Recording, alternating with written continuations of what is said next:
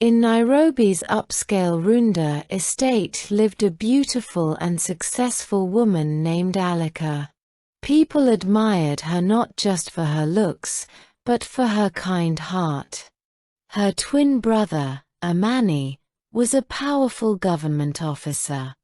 They weren't just siblings, they were best friends too.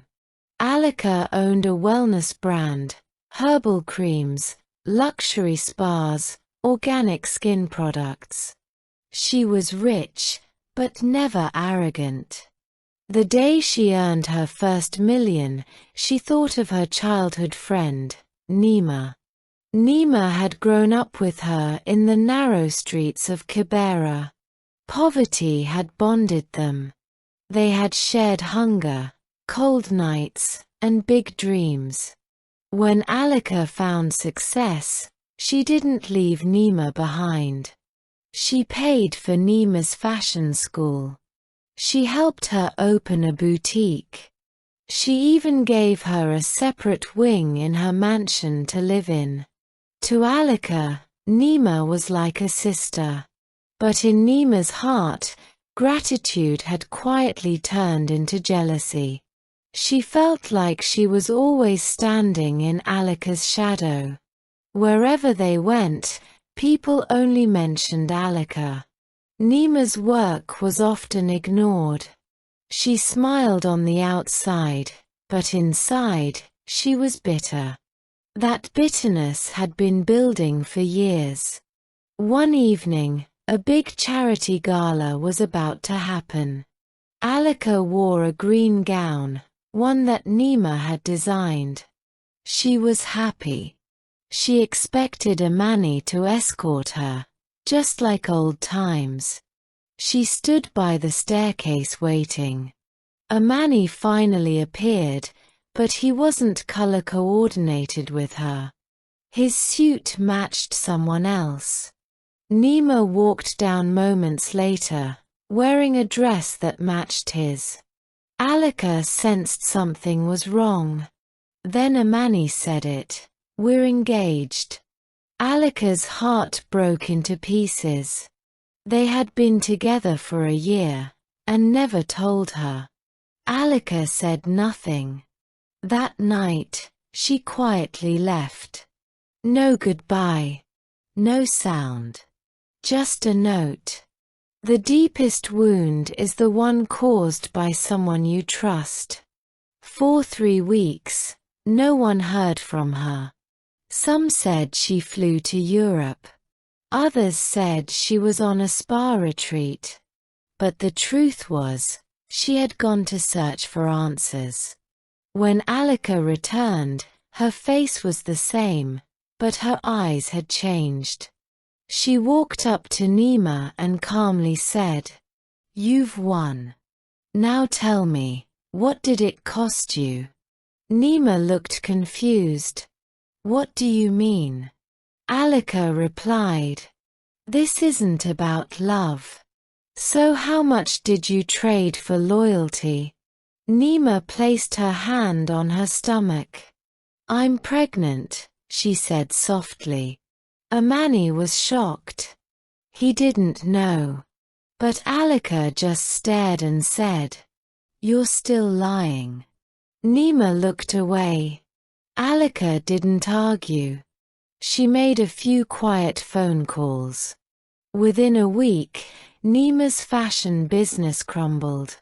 Clients cancelled contracts. The boutique was shut down. Her bank accounts were frozen. Staff members resigned one after another. Then Amani received a brown envelope, no sender's name. Inside were newspaper clippings, court files, and police reports.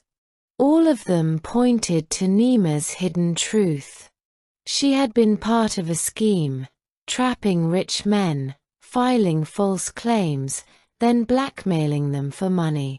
One man had even taken his own life after being falsely accused. Neema had done this before. Many times. And the biggest revelation, she wasn't pregnant. Medical records proved it. She had been on birth control the whole time. It was all a lie, a tool to manipulate Amani. But the worst wasn't over. Alika discovered that Neema had used Amani's security clearance to access restricted government systems. She was part of a cybercrime group. They were planning to steal public relief funds.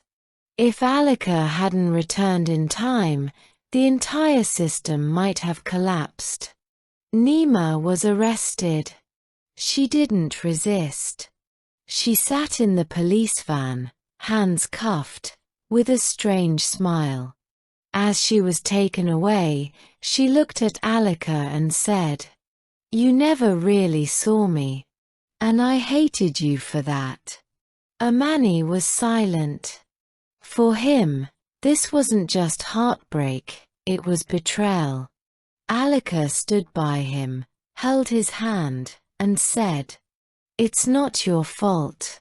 Sometimes, it's the people closest to us who cut the deepest." That night, they stood on the balcony, looking out into the darkness. Their hearts were broken, but they weren't alone. Alika whispered, "Relationships break, but we can rebuild ourselves." Amani nodded. "Forgive me." Alika replied, "Forgive me too. Maybe I shouldn't have brought her so close." The next day, the mansion was being cleaned. Neema's clothes, her sketches, her memories, all were removed. Every corner was made new again. Alika returned to her spa. She greeted her staff, encouraged them.